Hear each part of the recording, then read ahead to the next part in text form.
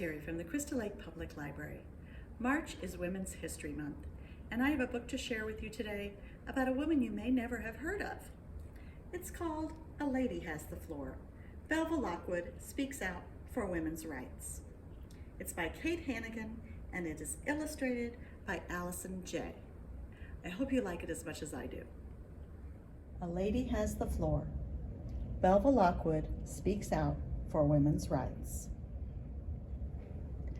Belva Bennett liked to race through fields, chase stray cows, and tend to chores from sunup to sundown with her brother and sisters. Bright-eyed and dirty-faced, Belva was not afraid of snakes or rats or nothing. She could hold her own with any of the boys in Niagara County, New York. Belva chased her dreams the same way she rode her horse, bold, determined, strong. Belva was smart, too. At 14, she untied her girlish braids and took a job as head teacher at the one-room schoolhouse. Belva led the students in spelling and sums, but when payday came, she was shocked to discover that her salary was half what male teachers earned. Are women not worth the same as men? Belva spent her whole life asking that question. Has God given to one half of his creatures talents and gifts that are but as a mockery, wings but not to fly? Belva set her sights on a teaching degree, but her father disapproved. College is for men, no women allowed. Belva packed her bags, wanting to see for herself. Though the school discouraged it, Belva enrolled in math, science, and politics, classes typically limited to men. When she completed college in 1857, Belva graduated with honors. Striking out on her own, Belva taught at schools around New York, but she didn't like how girls were treated. Teachers wouldn't let girls speak in front of the school or participate in physical activity. Unfair, unequal, unacceptable. Belva remembered the reformers she'd heard speak during college. Susan B. Anthony and Elizabeth Cady Stanton demanded equal rights for women. Maybe, Belva thought, those rights should begin with girls. She tried an experiment. Belva invited her female students on stage beside the boys to deliver speeches while the whole school listened. Chin up, voice steady. It proved a success, so Belva brainstormed with Susan B. Anthony to hammer out a bigger plan. Together, they pushed for every school in New York to teach public speaking to boys and girls. Belva didn't stop there. Remembering her tough and tumble farm days, she insisted on physical activities for girls, just like for boys. Gymnastics, nature hikes, ice skating.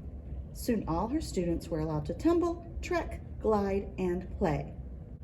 I believe that a woman should be equal to a man. Both should be independent.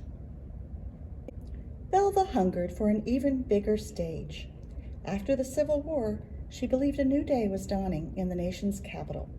America was rebuilding, and fresh ideas were pushing stale ones aside.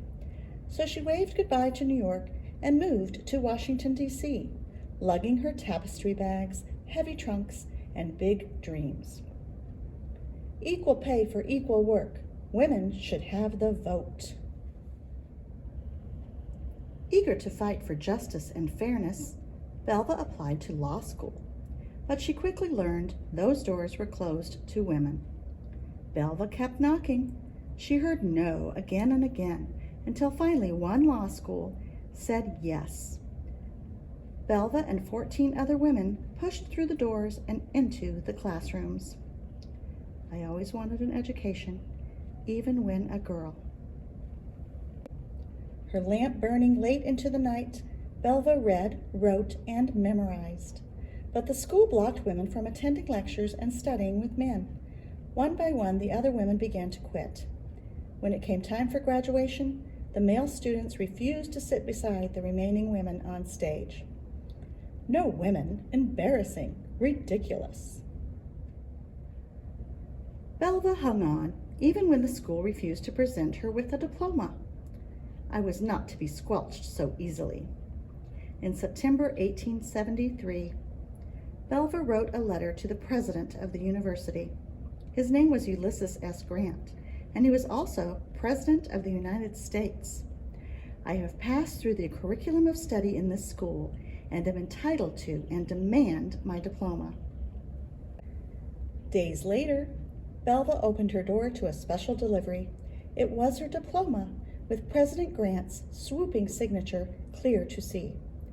Belva stood proud as one of the first women in America to earn a law degree.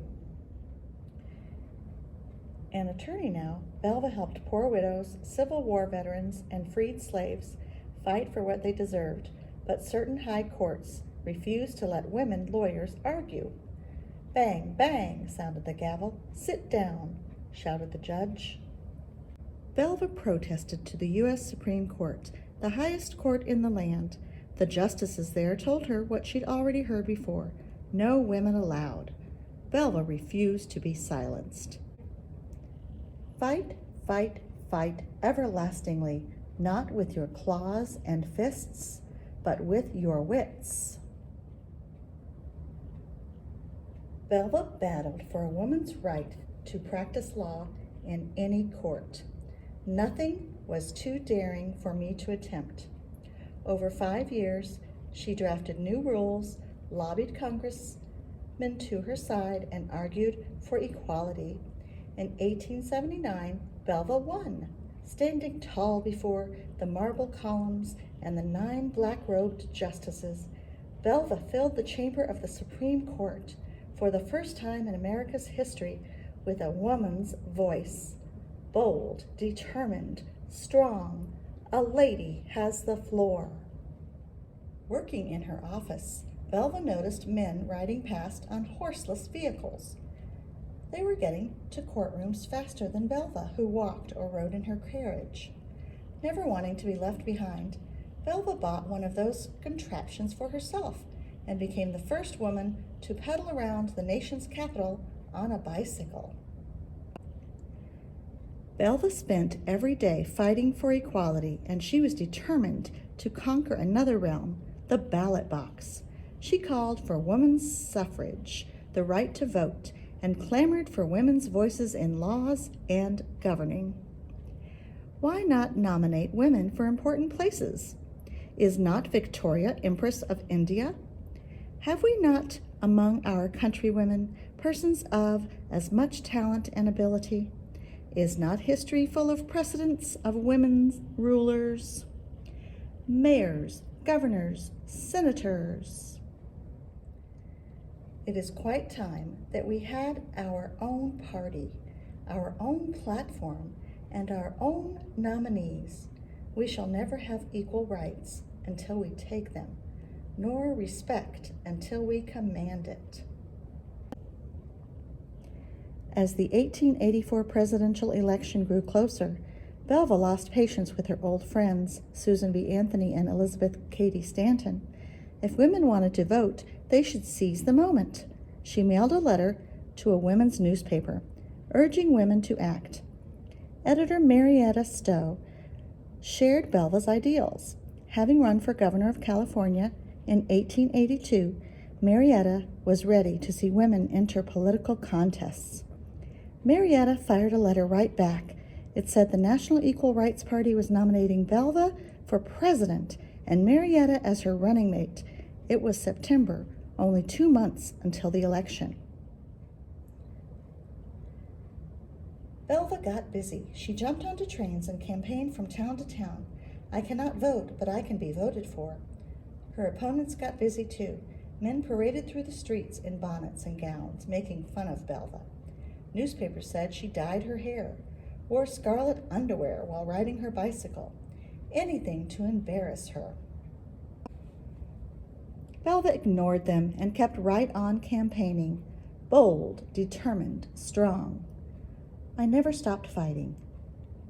My cause was the cause of thousands of women. When Election Day arrived in November 1884, Belva's name was printed in clear letters, as strong a statement as any she'd made in classrooms and courtrooms. the first woman to appear on ballots for president. She received more than 4,000 votes. It wasn't enough to beat Grover Cleveland for the White House, but it was enough to start people thinking. I was ready to stand. It was not for the number of votes I should get, but for the chance to prove that a lady can be a candidate. Bold, determined, and strong, Belva Bennett Lockwood was not afraid to raise her own voice so that everyone, girls and boys, women and men, African Americans and Native Americans, widows and veterans, could be heard. In the classroom, in the courtroom, in the White House. At the end of the book, we have an author's note and a timeline. And that was A Lady Has the Floor. Belva Lockwood speaks out for women's rights.